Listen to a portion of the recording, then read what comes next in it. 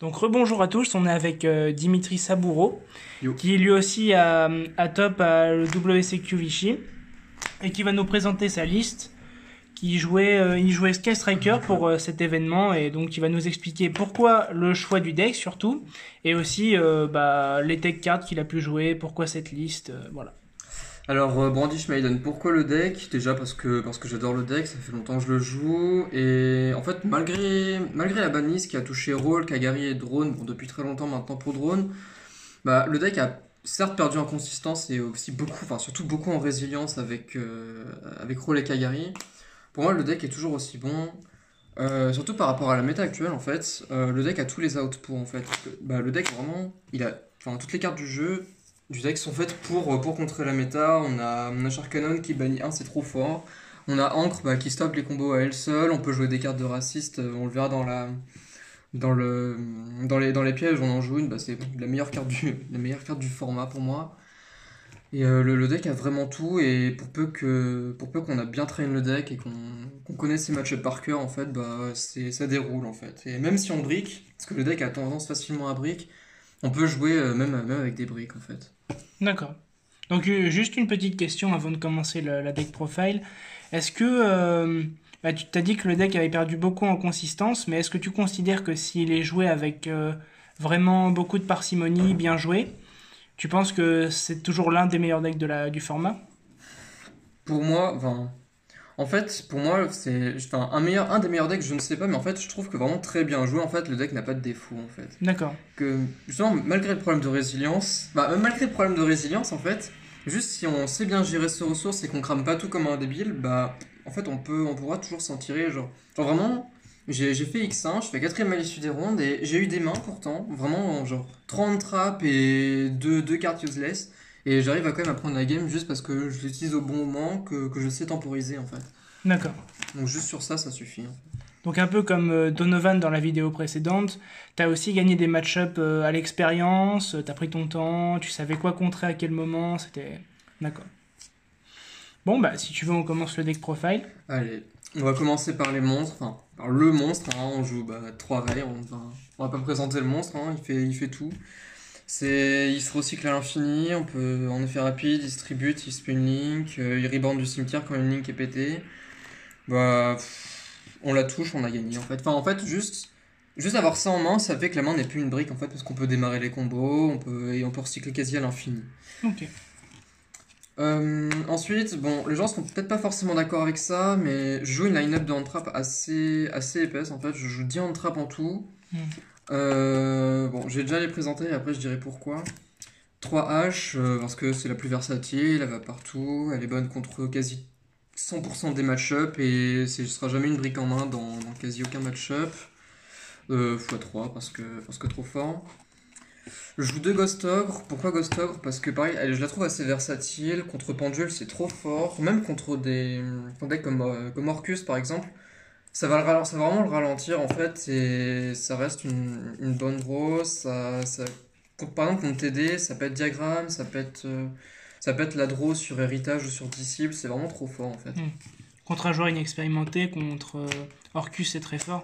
Tu peux toucher Galatea s'il fait pas digne qui reçoit avant, par exemple, ou des choses comme ça. C'est ça, puis même contre Salam, genre, justement, j'ai touché un Salam round 1, game 2, il me fait Cinet, il va tuto sa gazelle, il normal gazelle, je fais Ghost Lock sur sa gazelle, il passe à la suivante. Donc voilà, Ghost Ogre, trop fort. Ensuite, bon, celle-là, les gens seront assez mitigés, je pense, mais je joue 2 Ghost Bell. La carte est forte. En soi, en fait, ce qui peut poser problème avec la carte, c'est juste qu'elle va pas être très versatile. Il y a donc pas non plus énormément de match contre laquelle elle va être forte. En Mirror, je la trouve vraiment incroyable. Elle empêche la Kagari, elle empêche la Ray de revenir. Elle empêche vraiment beaucoup de choses. Même contre Salam, en fait, sur un Jacques Jaguar, par exemple, il va vouloir faire son effet pour recycler, etc. Tu fais Bell, il peut pas terminer son combo, en fait. Ou même contre Orcust, il fait sa cymbale, tu fais Ghost Bell, il te regarde, il fait bon, fin de tour. Ok. Donc voilà pour ça. Et après, bon, on le verra plus tard, mais du coup, je joue trop infini parce que la carte est juste trop forte en fait. Il y a pas. Alors pourquoi avoir fait le choix d'avoir beaucoup de hand trap dans le main? Alors je joue 10 hand trap, justement pour rejoindre ce que je disais tout à l'heure, le deck en fait a tendance à brick assez facilement en réalité, enfin brick, à faire des mains qui vont pas faire un CA incroyable dès le début, ça arrive de faire des mains incroyables voilà, qui vont draw 15 avec on va résoudre 3 4 engage, ça arrive, mais de manière générale en réalité on n'a pas tant de starters qui vont faire énormément de CA, et même des fois j'ai eu vraiment beaucoup de mains où je touche pas une raise, je touche pas une engage, et en fait tu veux brick avec des cartes, enfin en fait il y en a beaucoup qui veulent jouer avec des cartes de consistance comme Desire, il y en a qui jouent Demise, qui jouent même Duality, mais bon, moi je suis vraiment pas fan. En fait, je me dis, je préfère brick avec des cartes qui vont m'être utiles, y compris en Go Second. Et je vais me dire, bah, j'arrive avec ma main, j'ai 3 disrupts en main, même pendant le tour adverse, et derrière, bah, je peux juste temporiser et attendre d'aller draw mes cartes d'engine en fait. C'est pour ça que je joue 10 en trap du coup, pour être sûr d'en Ok. avoir au moins une à deux mains de départ. Donc le but c'est vraiment de ralentir ton adversaire jusqu'à ce que ton deck se lance complètement. C'est ça. En fait, Ok. pour moi, Striker, maintenant qu'on a plus les cartes de consistance, enfin de résilience comme Kagari et Roll, en fait, faut pas vouloir se dire je crache ma main, je fais un board incroyable et je passe turn et il remonte jamais parce que je remonte à moi à l'infini. Moi, je me dis, je préfère avoir un deck plus lent qui va vraiment temporiser et derrière, bah, tu patientes et au bout d'un moment, tu vas l'avoir sur le temps et aux ressources, en fait. Ok. Bon, le pot de cupidité, 3 engage. Trop fort, hein. C'est pas une fois par tour, tu draw 1, tu draw 1 si t'as 3 MP au cimetière, tu peux la récupérer Kagari, tu redraw 3, tu fais ça, enfin tu redraw 2, tu fais ça à l'infini quoi. Qui va chercher la meilleure carte du deck, tu negates un monstre en effet rapide, tu peux en prendre le contrôle si t'as 3 MP au cimetière, c'est pas une fois par tour pareil, hein, y a pas à décrire. Et la carte qui permet de recycler la meilleure carte du deck, encore une fois, bah, multi-roll. Tu peux envoyer une carte que tu contrôles au cimetière, ton adversaire peut piocher tes magies, donc derrière tu déroules comme tu veux. Tu resets autant de MP que tu as activé de noms différents depuis ton cimetière. Enfin, c'est juste trop fort, c'est pour ça qu'elle est 1 et c'est Sims Legit, hein, mais bon. D'accord. Hmm. Donc voilà, je joue une line-up assez classique, hein. Deux Shark Cannon pour les 12. Pourquoi? Parce que c'est trop fort. Dans le format, la carte est vraiment incroyable. En miroir, ça bannit la Ray, ça peut reborn la Kagari, donc tu peux faire l'effet de la Kagari, tu récupères ta propre engage avec sa Kagari. Contre Salam, il fait Jacques Jaguar, tu bannis son Sunlight, son Jaguar reste au cimetière et son Sunlight est banni, il perd aux ressources. Contre Orcust, avant qu'il fasse l'effet de sa harpe ou autre, bah il peut pas parce que tu lui bannis avant, enfin la carte est trop forte. Hmm. J'ai hésité à la passer à 3. Je me suis dit que le problème c'est qu'en Go Second la carte sera beaucoup moins bonne en fait. Donc à 2 elle est bien, sachant qu'elle est tutorisable et pour moi 2 c'est le bon ratio. Je joue pas Mystic Mine, mais c'est pas pour autant que je joue 3 terrains. Qu'il y en a beaucoup quand ils jouent Mine, ils préfèrent jouer à 2-2 ou enfin souvent 2-2. Hmm. Moi j'aime vraiment beaucoup le terrain à 2 parce que en soi en hard draw ou autre c'est pas forcément ouf et surtout bah t'as jamais envie d'en avoir deux mains de départ. Bon, enfin, il y en a qui vont dire oui, mais t'en actives un, t'actives le deuxième, ça fait déjà une magie au cimetière, mais en soi, tu préfères avoir une carte plus utile en fait. Bon, c'est pot de dualité, quand elle est pétée, tu reborn, enfin, tu spé une raid depuis le deck, c'est super fort. Puis ça reste un nom en plus dans le deck, et vraiment la carte est quand même incroyable, mais à 2 je trouve que c'est bien. Surtout que maintenant qu'on a roll à 1, avant on jouait 3-3, parce qu'avec roll tu pétais le terrain, t'allais spé ta raid, c'était de la consistance. Maintenant, tu préfères avoir d'autres cartes. Enfin, moi, je préfère avoir d'autres cartes qui seront plus utiles que ça. Mais Ok. ça reste quand même très très fort. Pour les one-off, classique. La base pour le mirror et contre les decks à ressources. Par exemple, contre tout ce qui va même du Orcus, du Salam et du TD, ça c'est vraiment trop fort parce que tu perdras jamais aux ressources avec ça en fait. Tu remets 3 dans le deck et. Enfin. Déjà, ça empêche même l'OTK parce que tu fais ça sur un monstre, il peut pas attaquer. Enfin, tu l'actives sur un monstre, tu l'équipes, il peut pas attaquer directement. Et surtout s'il pète un monstre, bah tu vas draw 1 et si elle est pétée, tu recycles 3. Du coup, tu recycles ta Kagari à l'infini et la carte est juste trop forte. Eagle Booster, vraiment pour moi c'est le MVP du format au niveau des one-off. Pour la simple et bonne raison que bah elle protège tes monstres et surtout ça protège aussi les monstres adverses. C'est con à dire, mais en fait juste parce que on joue. Elle est où? On joue ça. Et souvent ce qu'ils vont vouloir faire les gens, C'est que pour la passer, ils vont vouloir suicider leur monstre. Et en fait, tu fais juste faire Eagle Booster sur son monstre en déclaration d'attaque, il peut pas péter son monstre, il aura juste perdu de la vie pour rien, il passe turn. Ok. Donc, du coup, vraiment, la carte est trop forte et elle empêche de se faire péter ses lignes, quoi. Drone, bah, y a rien à décrire, ça reste un starter. Jamming et Afterburner, bah, c'est pour tout ce qui est gestion de cartes. Pour moi, Jamming est vraiment meilleur dans le format. Parce qu'il y a beaucoup de monstres qui sont pas ciblables par exemple, et bah, tu vas juste faire jamming sur une de tes propres sets ou sur une set adverse et tu peux péter le monstre comme ça en fait. Ok. Alors qu'Afterburner, c'est bien pour gérer les backrows, mais parce que jamming ça pète que les face down, alors que du coup, bah, Afterburner peut péter n'importe quoi. Mais en soi, du coup, ce qu'on va jouer, juste pour pallier à ce problème-là de péter que les face down, on va juste jouer deux typhons. Alors, moi je sais que je Hmm. préfère deux typhons, surtout que. euh, En fait, on va avoir une version qui va être plus accentuée Go First. Et du coup, pour moi, Twin est mauvaise, juste parce que sur ton premier tour, tu vas pas avoir envie de discard 1, tu vas juste avoir envie d'avoir une sortie explosive. Et j'aurais pas pu jouer Cyclone, surtout pour Orcust, en fait, pour le crescendo, mais après, j'ai pas eu trop de soucis. Les extenders classiques, et la brique. Hmm. Cette carte, je l'ai vraiment eu à quasi chaque main de départ, hein. Au tournoi, c'était scandaleux, mais bon. Sur la game ronde 2 ou ronde 3, je sais plus, contre Prankit, vraiment, je l'ai main de départ, j'arrive à la péter, je fais l'effet, je la redraw sur elle-même. Ce proche tour d'après, je refais l'effet, j'envoie au cimetière, je refais l'effet, je la redraw elle-même. C'était terrible, mais bon, après, la carte reste forte, ça fait une magie au cimetière. Puis ensuite, donc du coup, les 3 infinis parce que trop fort. Et surtout, bah, la meilleure carte du format, 3 Dark and Only One. La carte est juste incroyable, tu la poses, t'as quasiment gagné dans certains match-up. Genre contre Orcus, contre Salam, bah, juste il va vouloir s'en débarrasser à tout prix, il va cramer beaucoup de ressources. Et bah, des fois, c'est même, ça stoppe juste les combos, en fait, il aura juste pas d'out. Ok. Tu jouais à 40, je Je suppose? joue à 40, ouais. Ok. Enfin, à 39 avec Upstart, du coup. Oui, bien sûr. Voilà. Pour l'extra deck, donc classique. La seule Kagari, malheureusement. T'en joues pas trop. Si je pourrais, hein, ça serait assez bien, mais bon. J'aimerais bien, mais bon, elle est limitée à 1, on fait avec. Mais en soi, même 1, ça suffit en fait. Juste recycler une fois, ça peut suffire. Surtout que tu peux la remettre dans le deck, Ok. donc c'est pas un problème. Les 3 Shizuku, bah, on veut toujours terminer sur elle en fait. La carte est vraiment incroyable. Elle peut tuto 1 qui est pas dans le cimetière, personne d'attaque. Et puis on verra par rapport à une carte de side, le fait qu'elle soit haut est vraiment trop fort en fait. Hmm. Spoiler. Les 3 Hayate. Bon, ceux qui jouent que 2 Hayate, ils ont pas compris le deck. Genre vraiment, Grand Game, la carte est incroyable, elle tape à 1005, elle full lich 1 et juste elle permet de gagner au time, enfin la carte fait tout Hmm. en fait. En Go Second, elle envoie, en fait à elle toute seule, elle tuto engage en fait. Ok.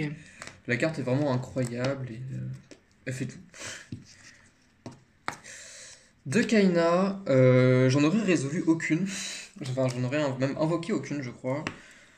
La carte est forte, elle permet de gagner au time et de faire rager les gens, donc ça c'est bien. Qu'on arrive au time, tu fais stand-by main, t'invoques Kaina, tu fais une magie, tu passes turn et t'as gagné. Et surtout, elle empêche le TK en fait. Et jusque-là, en fait, j'ai jamais eu besoin de l'invoquer. Donc 2 je trouve peut-être que c'est trop. À 1 je sais pas. En fait, le problème, c'est que dans certains match-ups, t'auras vraiment envie de faire les deux pour te protéger contre vraiment des gros decks AOTK. Surtout, comme j'ai dit, justement, des fois, t'auras pas assez de ressources main de départ, t'auras pas forcément assez de consistance, donc tu vas vouloir tempo. Et ça, pour tempo avec Rai, c'est trop fort. Donc voilà, 2 je suis assez satisfait, mais peut-être que je la passerai à 1. D'accord. Au niveau des Link 2, je jouais Ita et Phoenix. Euh, Ita, elle toute seule, en fait, c'est quasiment un topologie de bomber, en fait, qu'on joue dans le deck. Contre Salam, c'est trop fort. Contre vraiment beaucoup de decks, elle peut presque offrir le TK. Et Phoenix, pour gérer les back rows, c'est une Link 2 générique qui est vraiment forte. Et pareil, les zones de Ita sont incroyables. Ok. Les Link 3, on joue Licorne et Ningersu. En soi, en fait, ce qui est vraiment intéressant, par exemple, c'est que Licorne, en fait, Licorne est moins forte, je trouve, parce qu'elle cible. Alors que Ningerso, lui, ne cible pas, il envoie juste au cimetière sans target. Hmm. Mais elle renvoie dans le deck, mais surtout, ce qui est intéressant, c'est qu'Aurélie, en fait, elle a une flèche vers le bas. Et surtout qu'elle n'a pas besoin d'avoir un monstre lien pour l'invoquer, contrairement à Ningerso. Et du coup, ce qui va se passer, c'est que très souvent, on va faire Ningersu, on va faire une norme et on peut faire le topologique bomber, pas en fait. Ok. Contrairement à Ningersu qui va forcer à avoir une link.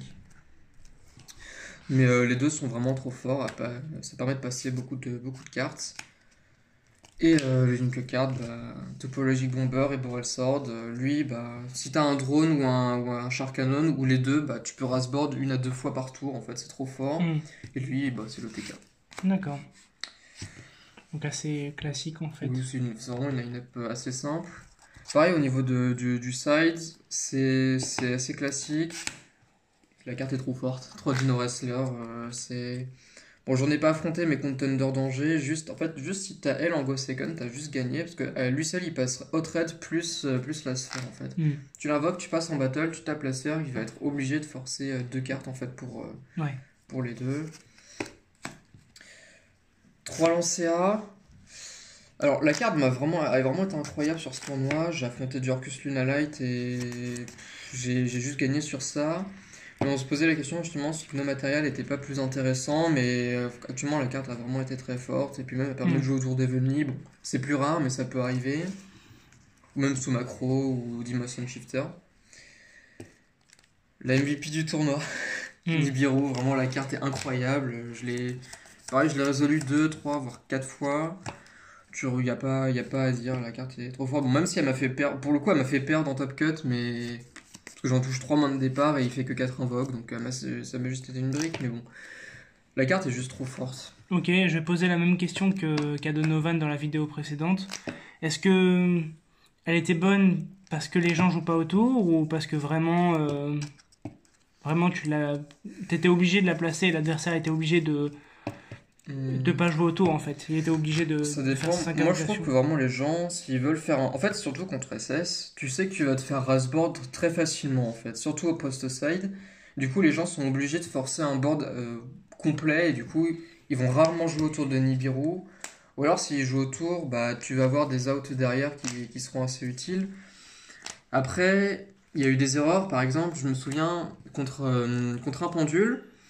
Il a sa quatrième invocation, il a sa servante avec 3 compteurs, il déclare effet servante, et il invoque en diminuant, donc sur la cinquième invoque. Et du coup, en fait, c'était obvious qu'il avait Jackal en main, enfin qu'il avait ses Jackal en main, et du coup, bah, en fait, juste, j'ai fait Nibiru sur ça, et derrière, bah, il a juste pass turn, parce qu'il a vu son Jackal en main, il l'a Ok. invoqué, il a pass turn, quoi. Bon, cette carte, je l'ai pas sortie une fois du tournoi, mais c'est FTK en mirror et contre TD. Dans l'autre sens. Ouais. C'est un Imperial Order, mais que tu peux jouer dans SS en fait. Tout Hmm. simplement, tu termines sur Shizuko, tu bannes un du sim, tu fais Order pendant un tour, t'as gagné contre SS. Ok. Et J'ai la juste, gestion de macro classique. juste une petite question sur Hurlement Blanc. On a vu à l'Irex AS Gain que les joueurs Sky Striker faisaient comme toi, dans le main deck ils jouaient Gospel. Et Gospel permet de contrer Hurlement Blanc parce que t'es obligé de bannir Ouais. une magie. Est-ce que ça t'est arrivé ou pas du tout? J'ai pas touché un seul SS déjà, et D'accord, j'ai pris aucune gosse. Enfin, de toute façon, je l'ai pas sorti une seule fois. J'ai tombé d'accord, aucun mirror, et contre TD, parce que je la sors souvent contre le mirror et contre TD. Contre TD, j'ai jamais été first, donc d'accord. j'ai pas eu à l'utiliser, mais Ok. les 3 twins classiques pour Contre la tous gestion les de decks macro, à quoi. Bacro, ok. Donc, quels ont été tes match-up lors de cet événement des decks variés ou vraiment beaucoup Ça a d'Orcust Non, mais en fait, j'ai eu. Le seul fois où j'ai eu deux. Enfin, non, j'ai eu 2 fois le même match-up, c'était 2 TD et 2 Endymion. Après, j'ai eu du Salam. Enfin, en soi, mais ma seule défaite, c'était contre Guru et contre Endymion. J'ai touché du Salam, j'ai touché du Orcus Luna Light, j'ai touché donc du Guru Control, 2 TD. Euh, Qu'est-ce que j'ai touché d'autre? Un Prankit. hmm. Le Prankies qui s'est pris Denis Biro plus un Dino Wrestler, il était pas très bien. Euh, donc voilà, mais après. En soi, vraiment, le match-up contre lequel j'ai eu le plus de mal, ça a été Endymion, juste parce qu'il m'a fait 2 boards incroyables. En blind, il me sort au village secret des magiciens, j'avais aucun out, plus 4 ou 5 negate on board. Et deuxième game, bah, c'était la game où j'ai touché les 3 Nibiru, il fait 4 invoques. Mais sinon, j'ai pas eu de match-up compliqué particulier, quoi. Ok. Et comment est-ce que tu t'es préparé pour cet événement? Bah déjà ça fait très longtemps que je joue le deck, donc je l'ai beaucoup playtest. Et justement ça fait un mois, ouais ça doit faire ouais, facile un mois que vraiment je playtest le deck, que je deck build beaucoup. Mhm. Et donc vraiment avec pas mal d'analyses justement autour de la méta et qu'est-ce qui va être beaucoup joué, enfin, quels sont les match vraiment les plus difficiles à gérer. Et du coup je me dis bah ça j'ai plus de mal, du coup j'ai rentré plutôt telle ou telle carte qui sera assez versatile mais qui en même temps me permet de m'assurer des victoires contre ces match-up là. Et derrière bah vraiment beaucoup de playtest quasi tous les jours. Ok. Et est-ce que tu as un mot pour la fin, des choses à ajouter? Bah déjà, bah merci à ceux avec qui bah, je suis venu à Vichy, donc Donovan, Romain qui nous a emmenés. Merci à la team du labo avec qui on a playtest, avec qui on a beaucoup playtest. Merci aussi à Emma avec qui on a deck build depuis quasi un mois justement, qui joue le deck aussi. On a beaucoup, enfin on a pas mal de recraft sur le deck, donc voilà. Ok. Bah, merci beaucoup. Merci à toi.